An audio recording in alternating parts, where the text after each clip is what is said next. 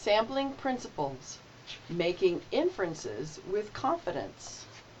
We sample so that we can make inferences about a population of interest. Inference is the process of generalizing characteristics of the population from the sample, usually with some measures of precision and confidence. To make inferences about a population, we sample from the population, usually repeatedly, and we report estimates of central tendency and variability.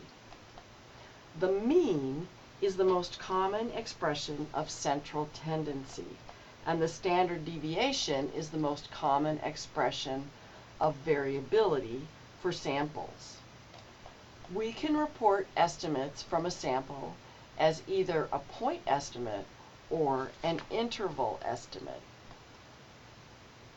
With point estimation, we estimate a single value, so we would report x, or the mean, from a sample as an estimate of the true population parameter mean, mu. With an interval estimate, we report an interval, and so the estimate includes a range of values. The most commonly reported interval form is the mean plus or minus the standard deviation, or sometimes the mean plus or minus the standard error. So let's take a look at an example by looking at the sample of leaves in the image below, in which leaf width was measured. If we were to report a point estimate, we would simply report the mean equals 1.5 centimeters. Note that we always include the units of measurement in our estimate. Now this tells us what the mean value from the sample is, but it doesn't give us any information about how variable leaf width was in this sample of leaves. And we can see that there's a wide range of variability from very narrow leaves to some leaves that are quite broad in their width. If we were to do an interval estimate, we would report the mean plus or minus the standard deviation as 1.5 plus or minus 0.5 centimeters. And so we're providing information not only about the central tendency, or the point that's in the middle of the range, but also about the range of variability of our sample. When we're reporting the precision of estimates, they can vary for several reasons. First and foremost is the inherent variability of a population. Now remember, when we're sampling, we're often measuring variables that we want to capture the variability in our sampling in order to report to reflect the true variability of the population. But depending on the variable or the attribute that's being measured, some variables can assume values that are highly variable, and some are relatively stable. So for example, if we consider the number of petals or tepals in a typical lily flower, in general, they have 6 petals. Occasionally there is some variation in nature, but in general it's relatively invariant. Now for another example, where we see much more variation in the values that a variable can take, is to consider the number of hairs on the head of an adult man. Sampling error is the chance selection of sampling units from the population, is another source of variation in precision. And we can get variation in our precision simply because we're selecting a subsample of all of the sampling units, and that's just by chance, just random selection. Sampling design is another factor that can influence the precision of our estimate, so that decisions that we make about the type of sampling units, the sample size or the number of sampling units, placement of sampling units in the landscape, etc., things that we will be discussing in a future lesson, can greatly influence the precision of our estimate.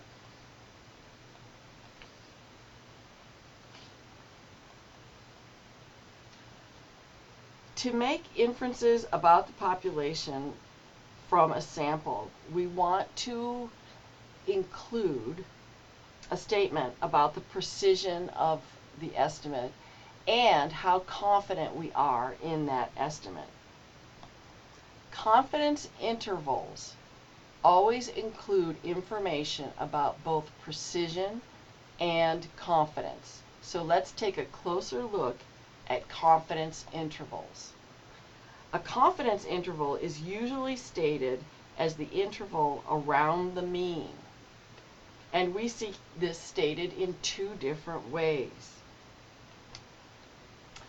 First, we will sometimes see it stated as the confidence interval is the mean plus or minus a value that is the standard error multiplied by a t-value. In this case, the t, we have a 90% confidence interval. The mean was 140 grams per meter squared, and the standard deviation times the value t, which I'll explain in a minute, is 15. So the 90% confidence interval is 140 plus or minus 15 grams per meter squared.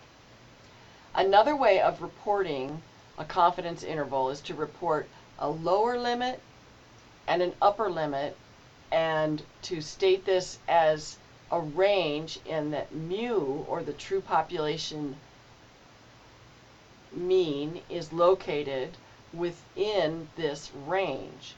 So a 90% confidence interval stated in this way would say that mu, we're 90% confident that mu is between 125 grams per meter squared to 155 grams per meter squared. Confidence intervals have both a confidence level and a width. The confidence level expresses the amount of confidence that we have that the true mean mu is located within the limits of the interval. So in this example, the amount of confidence that we have is 90% confidence that the true mean lies within this range. The confidence level is set by the investigator, and it affects the value that t can assume. So this portion of this larger value, or the width of the confidence interval, s sub x times t, t is affected by the confidence level. The standard error, which is the other part of that term, reflects the precision of the estimate, and the width of the confidence interval changes with both the precision and with the confidence level.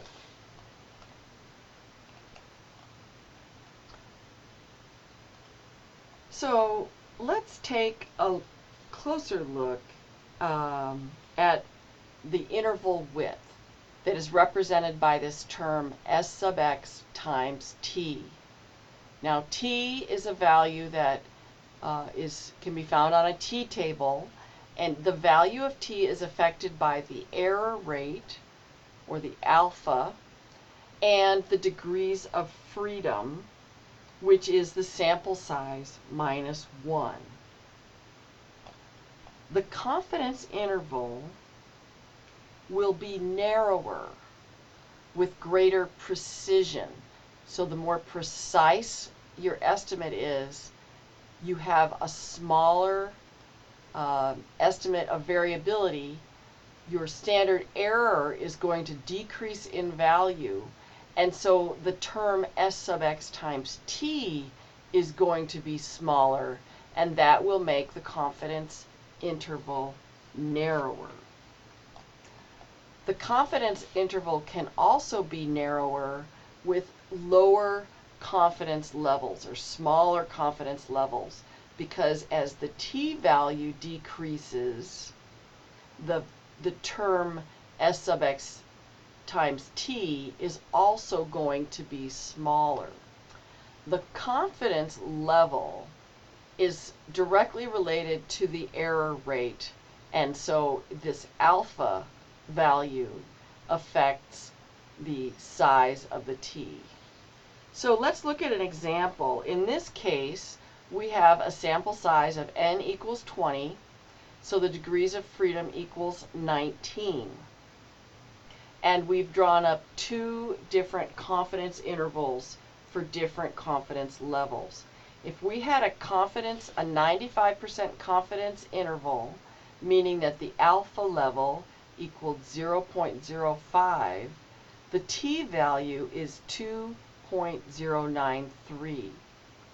When we have an 80% confidence interval, or the alpha level equals 0.2, the t value is smaller, 1.328. And it's simply because of the difference in this t portion of the width of the confidence interval, the S sub x times t, that the 80% confidence interval is narrower than the 95% confidence interval. So if we have, again, the confidence interval, let's look at an example. Here's the formula. The confidence interval equals x plus or minus the term S sub x times t, where a equals the error rate and the degrees of freedom is n minus 1. In this example, we're estimating plant density using 20 2x2 meter quadrats.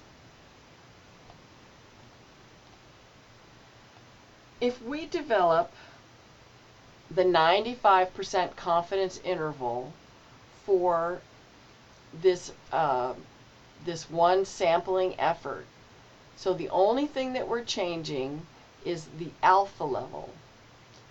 The 95% confidence interval is 4.0 plus or minus 2.3 plants per quadrat. That means that we are 95% confident that the value of the true population mean, mu, falls somewhere between the bounds of 1.7 and 6.3. We're also saying that there's a 5% chance that if our sample mean may not fall within this bound, that we would be making the wrong inference, that the population mean could really be lower than that. There's a 5% chance of that. Now, with an 80% confidence interval that's calculated using this system or this sampling design, we estimate a mean of 4.0 plus or minus 1.5 plants per quadrat. So we're saying that we're 80% confident that the true mean mu for the population falls between 2.5 and 5.5 plants per quadrat. We're saying that we're 80% confident that the true mean is in this range, and we're willing to accept a 20% chance that it does not fall in that range. We're willing to draw the wrong inference 20% of the time. Now, we're going to look at one more example that is an extreme example, which is a 50% confidence interval. In this case, you can see it's quite narrow. The confidence interval is 4.0 plus or minus 0.8 plants per quadrat. And we're saying that we're 50% confident that the true population mean falls between 3.2 plants per quadrat and 4.8 plants per quadrat. Now, that also means that we're willing to be wrong 50% of the time. It's very unusual for anyone to ever estimate a 50% confidence interval. But 80% and 95% are often used, or anything in between, or in this general area, are often used in natural resource management. The size of your confidence interval, or the amount of confidence, the level of confidence set, is set by the investigator and is dependent on a variety of factors. So we're going to look at another example with confidence intervals where we're going to hold the confidence level the same at 90% confidence, but the standard error is going to be different. So in this case, we decide that we wanted to evaluate the success of mesquite control and compare the amount of mesquite cover in a treated area against an untreated area. And if the means are different with 90% confidence, we would infer that the control treatment affected the mesquite cover. So what we see here, we have in the treated area, the mean cover was 20% and the standard error was 3.0% cover. In the untreated area, the mean was 40% cover with a standard error of 6% cover. Now we're holding the confidence level the same, so the t-value is the same at 1.860, and in this case 3.0 times 1.860 is 5.6%. So the 90% confidence interval for the treated area is 20% plus or minus 5.6%, and that's represented in purple here. The 90% confidence interval for the untreated area is 40% plus or minus 11.2%, and so that is represented by this wider confidence interval here. Now the reason the confidence intervals are different in their width is because of the difference in the standard error. But the important thing to note is that they don't overlap, and so we have a high probability, 90%, we can say with 90% confidence that since these two do not overlap, that the mean cover of mesquite in the two areas is different. So that's one way of using confidence intervals to infer differences about these populations. So to conclude, inference is the process of generalizing characteristics of the population from the sample. These inferences are usually made with statements about precision and confidence. The precision of our estimates is affected by the inherent variability of the population, by sampling error, and by sampling design. Confidence intervals are used to provide information about the precision of the estimate and how confident we are that the true population mean is included within the bounds of the interval.